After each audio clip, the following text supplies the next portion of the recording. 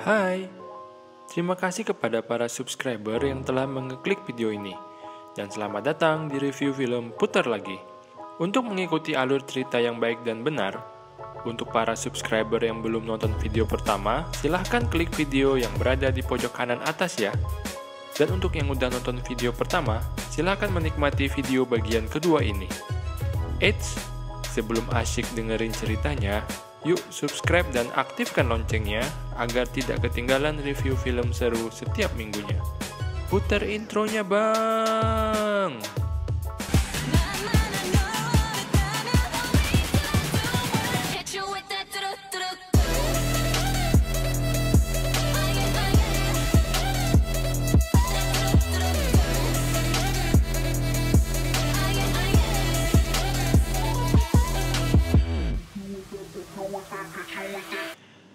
Hari berganti hari dan sampailah di akhir bulan. Bangkai Trimagasi pun membusuk dan dipenuhi dengan belatung. Goreng mau tidak mau tetap harus memakan bangkai Trimagasi untuk mengisi perut. Goreng berhalusinasi bahwa dia sedang berbicara dengan Trimagasi yang notabene sudah mati.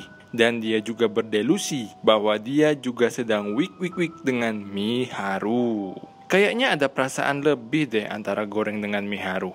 Keesokan paginya, Goreng terbangun setelah mukanya dijilat-jilat oleh anjing Chihuahua yang namanya Ramses. Goreng sadar dan melihat ke dinding. Setelah melihat angka 33, Goreng merasa lega. Anjing itu ternyata milik seorang wanita yang menggantikan slot Trimagasi yang sekarang sudah mati. Wanita itu bernama Imogiri. Ternyata dia adalah wanita yang mewawancarai Goreng sebelum masuk ke dalam The Hole. Alasan Imogiri masuk ke dalam The Hole adalah atas kemauannya sendiri. Pada saat itu, Goreng masih belum tahu apa alasan sebenarnya Imogiri masuk ke dalam The Hole. Imogiri tidak tahu persis berapa lantai yang berada di The Hole itu, tetapi dia berpendapat bahwa terdapat 200 lantai.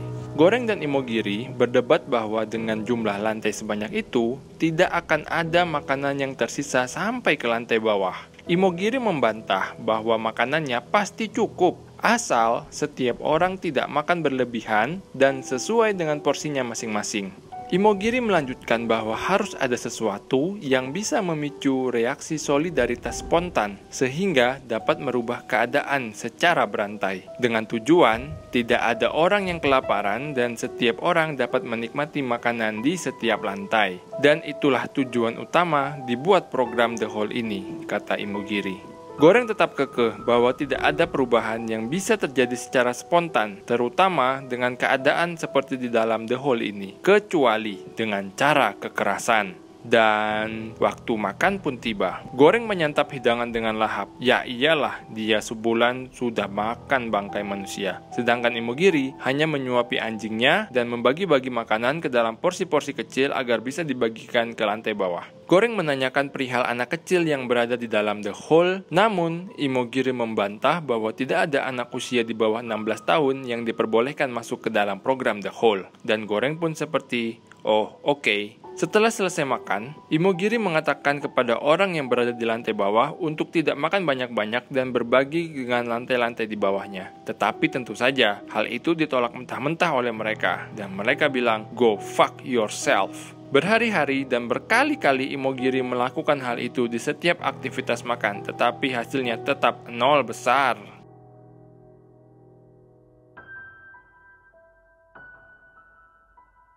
Tepat 2 hari sebelum akhir bulan, Goreng dan Imogiri menemukan Miharu terbaring penuh luka di atas platform makanan yang turun ke lantai mereka. Goreng dan Imogiri langsung menolong Miharu, menidurkan Miharu di tempat tidur Goreng dan membalut luka-luka Miharu. Help me!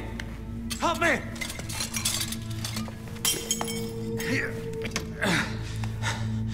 She's the kid's mother. Goreng memberitahu Imogiri bahwa inilah perempuan yang mencari anaknya itu, dan namanya adalah Miharu. Pada waktu malamnya, di saat semua tidur, Miharu bangun dan memakan Ramses, anjingnya Imogiri. Mungkin dia lapar kali ya. Nyari snack nggak ada, jadinya makannya anjing. Anjing Mang Oleh, odading rasanya. Goblok, odading Mang Oleh, rasanya anjing banget. Imogiri pun marah dan hampir jambak-jambakan dengan Miharu, tetapi dilerai oleh Goreng. Sampai keesokan paginya, Miharu yang sudah agak baikan turun dengan menggunakan platform makanan. Imogiri yang masih patah hati pun tidak mau makan dan terlihat sangat sedih ditinggal mati oleh anjingnya. Imogiri teringat bahwa dia pernah menginterview Miharu dan pada saat itu Miharu datang sendirian dan tidak membawa anak saat masuk ke dalam The Hole. Imogiri berkata bahwa Miharu adalah seorang psikopat gila yang hobi membunuh orang dengan alasan mencari anaknya. Goreng pun tidak bisa berkata-kata, antara percaya dan tidak mendengar ucapan Imogiri. Imogiri kemudian membuka bajunya dan memberitahu alasan sebenarnya dia masuk ke The Hole karena dia tidak punya harapan lagi. Dia terkena penyakit kanker. Goreng kelihatan enggak bernafsu melihat tetek-tetek yang udah banyak luka itu. Dan juga besok itu adalah hari pertama di awal bulan dan mereka masih harap-harap cemas karena takut berada di lantai yang tidak menguntungkan. Keesokan harinya, saat Goreng terbangun, dia melihat tempat tidur Imogiri sudah kosong dan Imogiri sudah terbujur kaku, gantung diri tepat di sebelah nomor lantai. Goreng terkejut, lantai 202. Nafas Goreng berat, dia melihat ke bawah dan ternyata masih banyak lantai-lantai di bawahnya. Gila, berapa lantai nih sebenarnya The Hole ini? Akhirnya, karena syok, si Goreng pun berdelusi bahwa dia sedang diceramahi Trimagasi dan Imogiri untuk memakan dagingnya dan meminum darahnya selama dia berada di lantai 202. Hari berlalu hari. Platform makanan yang turun ke lantai 202 selalu tidak bersisa. Goreng semakin lemah dan merasa gila, sehingga mau tidak mau dia memakan Imogiri. Ini adalah kedua kali dia menjadi kanibal.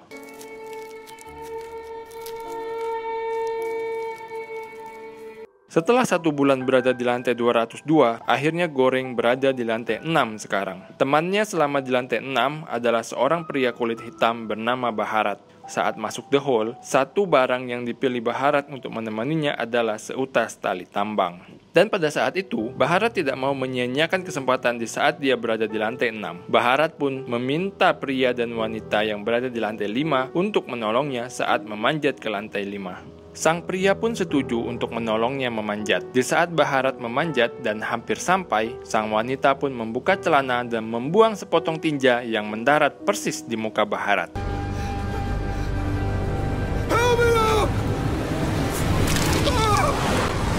Baharat yang terkejut pun jatuh ke lantai 6 lagi dan nyaris jatuh bawah. Masih untung Goreng datang dan menarik Baharat. No! You are 100% fucked! Saat aktivitas makan, makanan yang tersedia di lantai 6 masih sangat-sangat banyak dan rapi. Namun, Goreng terlihat tidak menikmatinya. Goreng masih kepikiran kalau dia pernah memakan daging manusia sebanyak 2 kali dan bertekad ingin menyelesaikan tantangan eksperimen ini. Malam itu, Goreng mengajak Baharat untuk bergabung bersamanya menjalankan misi Goreng. Misinya adalah mereka akan turun berdua menggunakan platform makanan dan membagi-bagikan makanan agar bisa sampai ke orang-orang yang berada pada lantai yang paling bawah. Selama Goreng berada di lantai 202, dia menghitung timing platform itu berhenti di setiap lantai dan berasumsi bahwa terdapat sekitar 250 lantai di The Hole. Ini baru asumsi ya, belum pasti. Singkat cerita, akhirnya Baharat yang tidak punya pilihan lain pun menyetujuinya. Mereka menghancurkan teralis tempat tidur mereka untuk dijadikan senjata tongkat.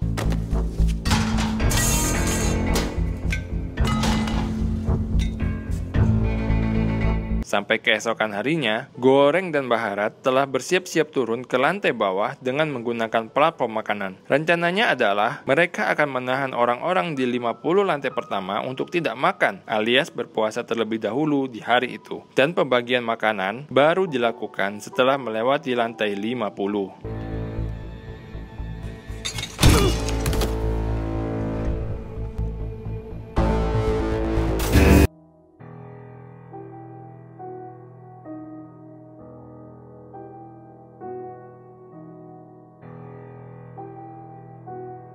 Sampai pada beberapa lantai, akhirnya mereka bertemu dengan pria kulit hitam berkursi roda yang cukup bijak. Goreng dan Baharat akhirnya dinasehati agar tetap berlaku sopan santun dan menyarankan harus ada pesan simbolik yang tersampaikan. Harus ada satu makanan utuh yang tersisa saat platform makanan kembali lagi ke lantai 0. Coba bayangin perasaan dari petugas-petugas pengelola The Hole di saat platform makanan yang selalu habis setiap hari malah menyisakan satu makanan yang utuh di hari itu. Di saat itulah mereka akan berpikir kalau program mereka berhasil dan menyudahi program itu. Dan makanan simbolik itu adalah the panna cotta. Jadi, panna cotta yang mirip agar-agar swallow globe ini harus mereka jaga dengan segenap jiwa dan raga agar tidak rusak dan dimakan. Tentu hal ini tidak mudah dan banyak orang-orang yang mencoba memakannya. Hasilnya, banyak kepala-kepala yang ditabok oleh mereka berdua.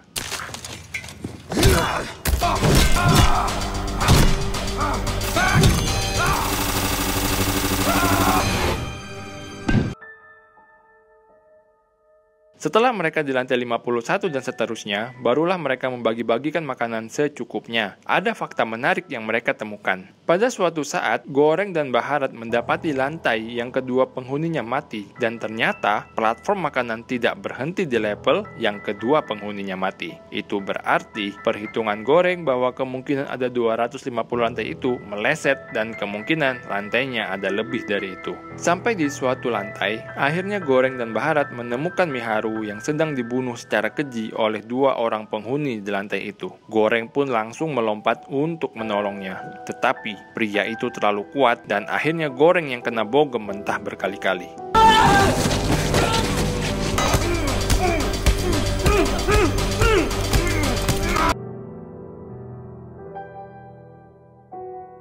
Baharat ingin ikut menolong, tetapi perutnya terkena sabetan dari pedang samurai. Karena fisik Baharat yang besar dan kuat, akhirnya samurai itu bisa direbut dan Baharat membunuh kedua orang tersebut. Goreng terselamatkan, namun Miharu sudah tidak bernyawa lagi. Goreng dan Baharat melanjutkan perjalanan dengan kondisi tubuh yang terluka parah. Lantai 100 mereka lewati, mereka menemukan penghuni yang menjadi kanibal. Lantai 200 mereka lewati, banyak tingkah-tingkah gila dari penghuni yang mereka temui. Lantai 250 mereka lewati dan platform masih bergerak turun. Ternyata masih banyak lantai-lantai di bawahnya. Lantai 300 mereka lewati, kebanyakan lantai sudah tidak berpenghuni lagi. Ada yang badan sudah terpotong dan ada yang sudah terbakar hangus. Semua makanan sudah habis, tidak bersisa, kecuali panna cotta. Panna cotta masih utuh, tak tersentuh oleh siapapun.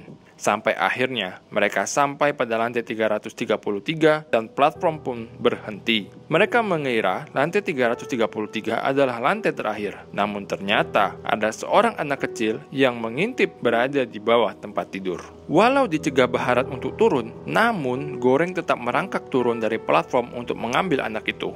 Baharat mengikuti Goreng sambil membawa panna cotta. Tiba-tiba bel berbunyi dan platform makanan bergerak ke bawah. Itu tandanya masih ada lantai lagi di bawah mereka. Gila, makanan udah habis dan ternyata masih ada lantai lagi setelah 333. Karena Baharat membawa panna cotta, akhirnya Goreng menyuruh Baharat untuk membuang panna cotta ke bawah karena ditakutkan kita akan dituduh mencuri dan temperatur bisa berubah menjadi panas ekstrim atau dingin ekstrim.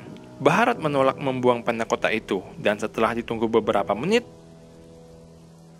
temperatur pun tak kunjung berubah. Goreng merasakan ada yang aneh. Dia pun melihat ke arah anak itu dan ternyata anak itu adalah perempuan. Goreng menyuruh Baharat memberikan panna cotta itu kepada anak perempuan yang sedang kelaparan tersebut. Awalnya Baharat menolak.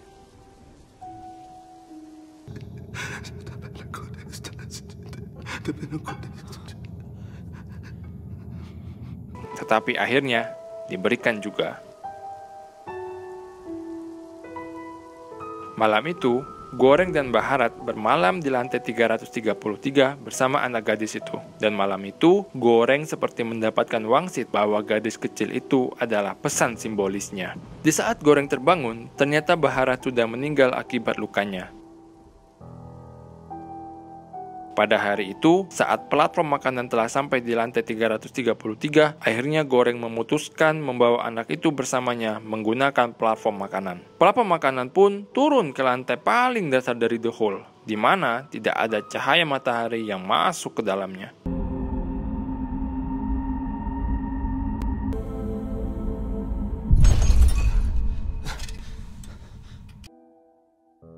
Platform pun berhenti, namun tak kunjung bergerak ke atas. Saat itu, Goreng berdelusi sedang berbincang dengan Trimagasi bahwa hanya gadis itu saja yang dibutuhkan sebagai pesan simbolis dan Goreng harus turun dari platform makanan itu.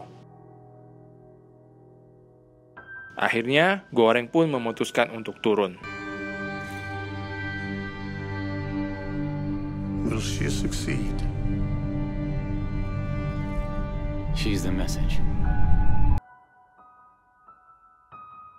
Dan platform makanan pun bergerak naik ke atas dengan sangat cepat, secepat naik motor NMAX, dan kemudian tamat. Ya, itu dia review singkat dari film The Platform. Semoga ending yang nanggung ini nggak membuat hari-harimu juga ikutan nanggung ya subscribers. Untuk kamu yang suka mendengarkan suara Mimin, silakan subscribe agar tidak ketinggalan review film dari Suara Indah Mimin. Akhir kata, semoga rezeki subscriber lancar, diberikan kemudahan, keberkahan, dan kesehatan. Sampai jumpa lagi.